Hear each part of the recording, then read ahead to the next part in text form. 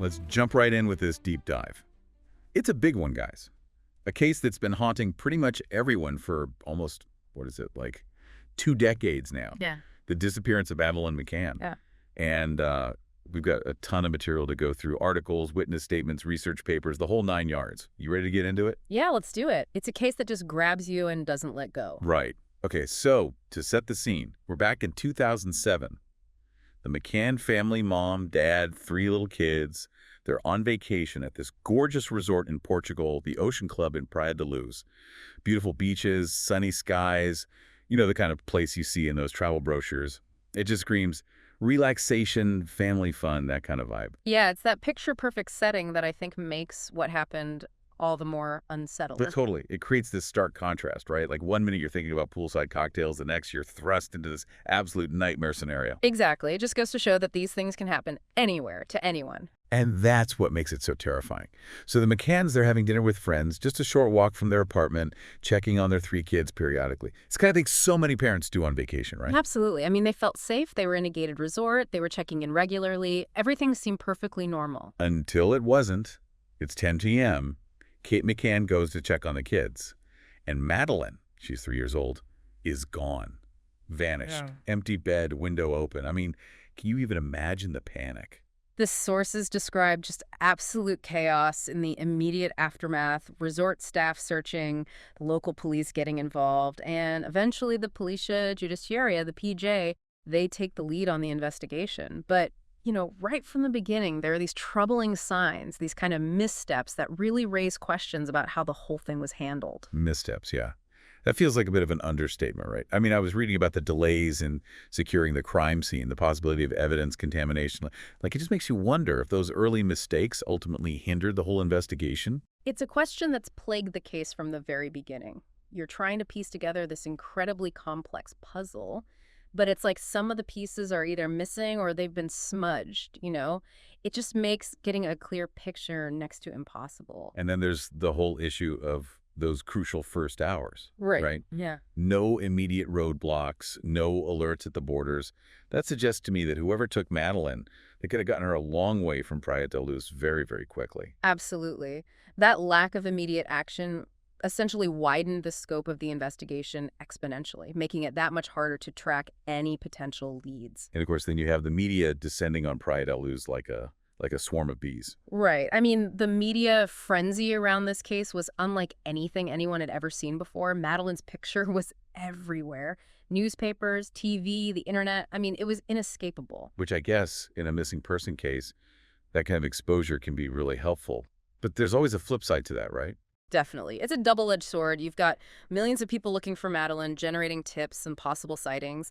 But at the same time, you've got rampant speculation, sometimes misinformation, all kinds of harmful theories circulating. Right. It's like this flood of information. But how do you sift through it all? How do you know what's real, what's just noise? And then you've got the McCanns themselves making public appeals, celebrities getting involved, this massive reward fund, millions of dollars pouring in. It all just added to this feeling of chaos and urgency. Yeah, it really speaks to that deep desire we all have for answers that need to make sense of something so senseless. But with that desire comes, well, a lot of speculation and a lot of theories, each one trying to fill in the gaps, you know? Oh, yeah. The theories were all over the map, weren't they? I mean, everything from this planned abduction by some kind of organized pedophile ring to just a random burglary gone wrong. It was like suddenly everyone was an armchair detective. Right. It's a natural human instinct to try to create a narrative, to find someone or something to blame. But in this case, that search for an explanation, it took a really dark turn. You're talking about Jerry and Kate McCann being named arguidos, Yeah. formal suspects in their own daughter's disappearance. Yeah, that was a huge turning point in the case. And the term arguido in Portuguese law, it's kind of unique. It's not exactly the same as being a suspect in other legal systems. It essentially means that the police believe you may have committed a crime, but it doesn't automatically mean you're guilty. But still, the McCanns had just lost their daughter, and now they're being looked at with suspicion by the very people who are supposed to be helping them find her. I can't even imagine the pressure, the emotional toll. Absolutely. It raises all sorts of questions about how the investigation was handled, the intense scrutiny the McCanns were under, and the impact it must have had on them. And even though they were eventually cleared in 2008, that period of uncertainty, I mean, it had to have added another layer of trauma on top of everything else they were going through. It's heartbreaking even just reading about it. Yeah. But even amidst all the theories and suspicion, the central question remained: what happened to Madeleine? And that's where things get even more complicated, because despite all the chaos and the missteps, the search for Madeleine McCann, it was far from over. And that brings us to 2011 and Operation Grange. This is where the UK's Metropolitan Police Service, they step in, they launch this massive review of the entire case. I mean, we're talking thousands upon thousands of pages of documents, witness statements, forensic reports, the works. So this wasn't just like reopening the case files and hoping something new popped out, right? What was different about Operation Grange? Well, it was a completely fresh start, basically, a whole dedicated team of detectives and forensic specialists, and they weren't tied to the Portuguese investigation. They weren't limited by those initial assumptions or those early missteps. They were just looking for anything, any tiny detail that might have been overlooked, any thread that could lead them to the truth. And I guess one of the most, I don't know, maybe one of the most significant things that came out of Operation Grange was the release of those e-fit images back in 2013, right? Those sketches of men who were seen near the McCann's apartment around the time Madeleine disappeared. Oh, absolutely. Those images, they really shook things up. It reignited public interest in the case, brought in a flood of new tips. For a while there, it felt like maybe, just maybe, they were on the verge of a breakthrough. But even with Operation Grange and all the work they did, the case, it remained unsolved. And, I keep thinking about the McCanns all those years, not knowing what happened to their daughter, the agony of that uncertainty, I can't even imagine. It's a testament to their strength, their resilience. They never gave up hope. They just kept pushing for answers, raising awareness, keeping Madeleine's memory alive. And I think it's important to mention that amidst all this tragedy, something good did come out of it, didn't it? You're talking about the impact on missing children protocols. Yeah, exactly. I mean, it felt like Madeleine's disappearance, it was a wake-up call, not just for Portugal, but for the whole world. Absolutely. It exposed just how much faster and more coordinated the response to child abductions needed to be.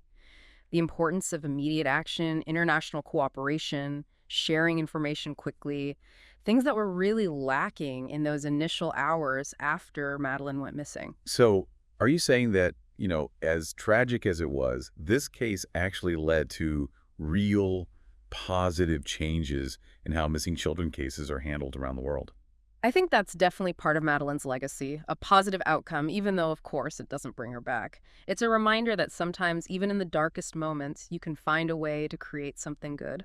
So we've got Operation Grange, we've got advancements in how missing children cases are handled, but we still don't know what happened to Madeleine. And then, 2020, out of nowhere, comes this bombshell, right? It shifts the entire focus of the investigation.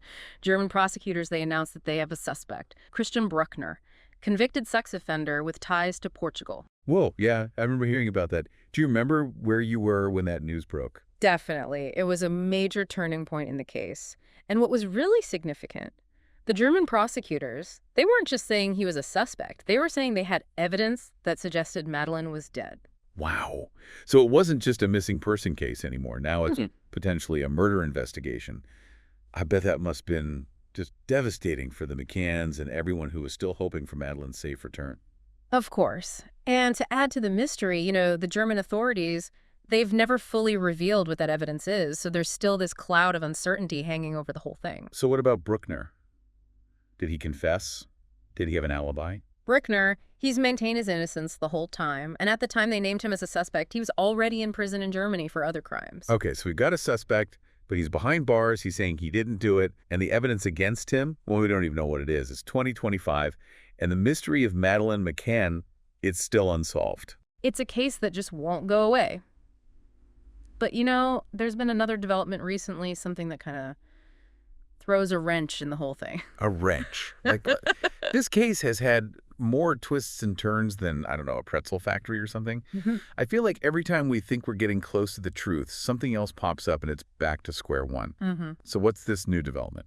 Well, it's Bruckner. Remember, he was already in prison for other crimes. Well, in October of last year, 2024, he was actually acquitted of some unrelated charges, sexual offenses. Acquitted. So does that mean he's a free man? And what does that even mean for Madeleine's case? Not quite. He's still behind bars for those other convictions, but this acquittal, it doesn't mean he's off the hook for Madeleine's disappearance. Okay, so even though he was found not guilty in this other case, he's still considered a suspect in Madeleine's disappearance. Exactly. The German prosecutors, they're still convinced that Bruckner is responsible for Madeleine's death, even after this acquittal. They're still building their case, and the investigation, it's still ongoing. It just goes to show, I guess, that the legal system, it's not always black and white, right? Yeah. But even with all these developments, all these years of investigations and theories, we still don't have a definitive answer. What happened to Madeleine McCann?